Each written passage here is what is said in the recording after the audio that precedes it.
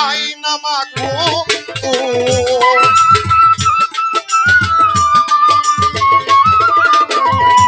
ওয়াহুয়া মায়াকুম আইনা মাকুম দেখো ফুরকান সূরা হাদিদের মাঝে আত্মা জ্ঞান না হইলে পাবি না তাদের শিষ্য আত্মা জ্ঞান না হইলে পাবি না তাদের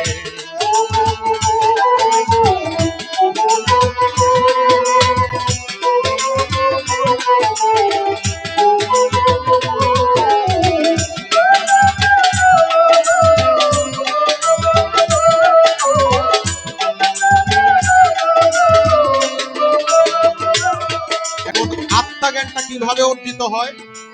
আমার মধ্যে তো সবকিছু আছে, যা আছে নিখিল ব্রহ্মাণ্ডে, তা আছে আমার দেহ ভাণ্ডে। এখন আমার দেহের মধ্যে কোথায় কি আছে না আছে আমি কি একা একা কি জানতে পারবো, বুঝতে পারবো? যারা যে বিষয়ে জানে তাদের কাছ থেকে সে বিষয় আমাদের জানতে হবে। যারা যে বিষয় জানে তাদের কাছ থেকে আমাদের সেই বিষয়টা বুঝতে হবে। এটা হচ্ছে আপন আপন মুর্শিদ।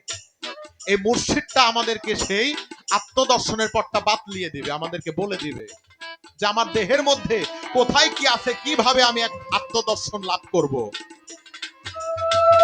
কি সুন্দর দেখো শিষ্য কোরআনের বাণী,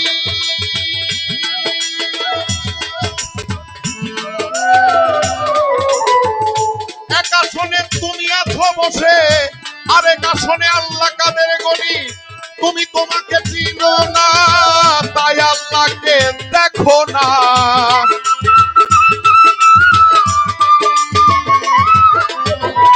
তুমি তোমাকে চিনো না, তাই আল্লাহকে দেখো না। না দেখে ইবাদত হবে বলো কোন প্রকারে?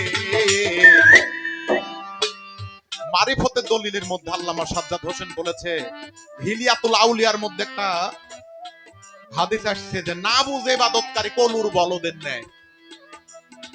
না বুঝে ইবাদত করা কলুর বলদের ন্যায়। আচ্ছা, আমি যে কাজ করছি কাজের যদি মূল্যায়ন না বুঝতে পারি, আপনি একটা কাজ করলেন সারাদিন, সে কাজের যদি পারিশ্রমিক না পান ওই কাজটা করবেন আপনি?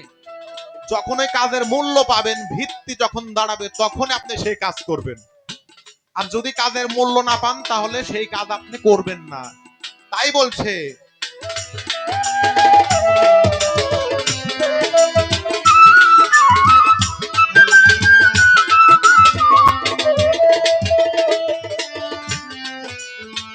নাহানু আকরাবু ইলাইহি মিন হাবলিল ওয়ারি সূরা কাহাফে করো তত্ত্ব তাওহীদ।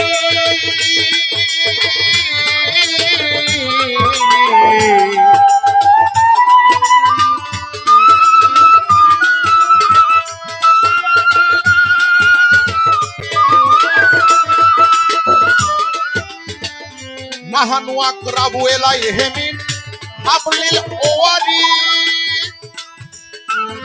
সূরা কাহাফে করো তত্ত্ব তাওহীদ। ঘরের সাহারক হইতে নিকট, তবে রে কেন মন কপট?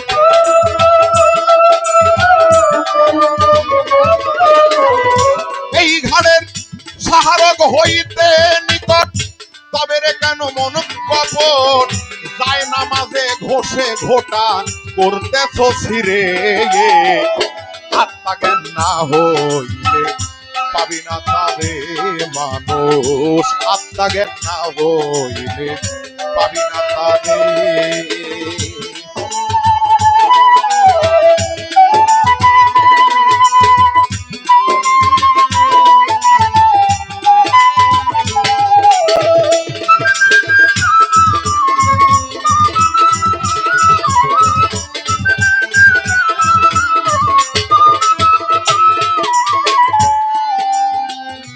ওয়ামা খালাকতুল জিন্না ওয়াল ইনসা জারিয়াত সূরাতে পয়দা করেছে মানুষ তোমাদের ইবাদত করিতে।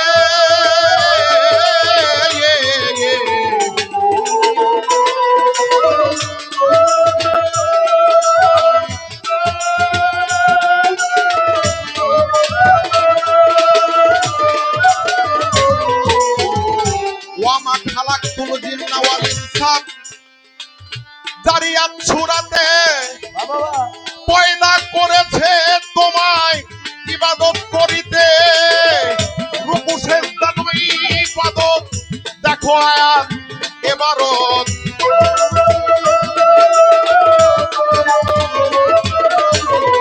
রুকু সেজদা রুকু সেজদা, রুকু সেজদা রুকু সেজদা নয় ইবাদত, দেখো আয়াত এবারত।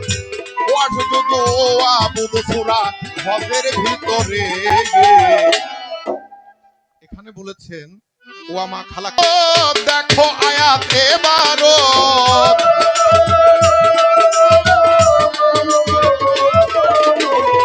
রুকু সেজদা নয় ইবাদত, দেখো আয়াত এবারত।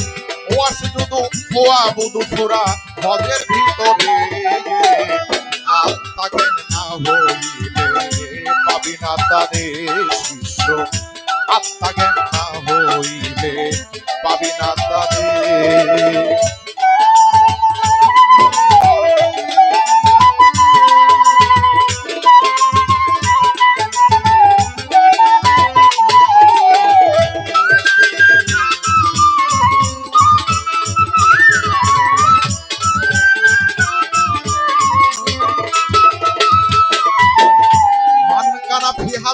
আমার বনি ইসরাইলে হাসরে হইবে অন্ধ, এখন অন্ধ থাকিলে।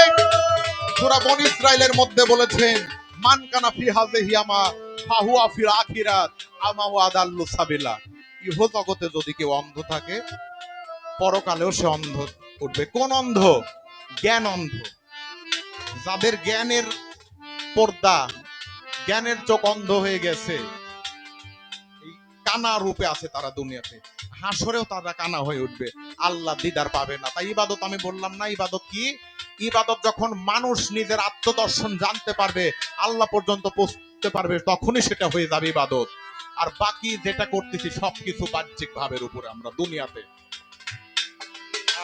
মান কানা ফি হাযিহি আমা বনি ইসরাইলে হাসরে হইবে অন্ধ, এখন অন্ধ থাকিলে বেহেশত তার দুরাশা, রবে না কোনোই ভরসা।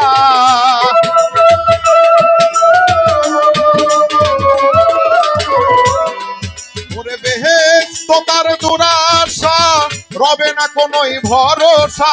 মানের গোড়ায় ছাই দিয়া ভজ কামেলিন পীরে, আত্মা জ্ঞান না হইলে পাবি না তারে মাবুদ, আত্মা জ্ঞান না হইলে পাবি না তারে।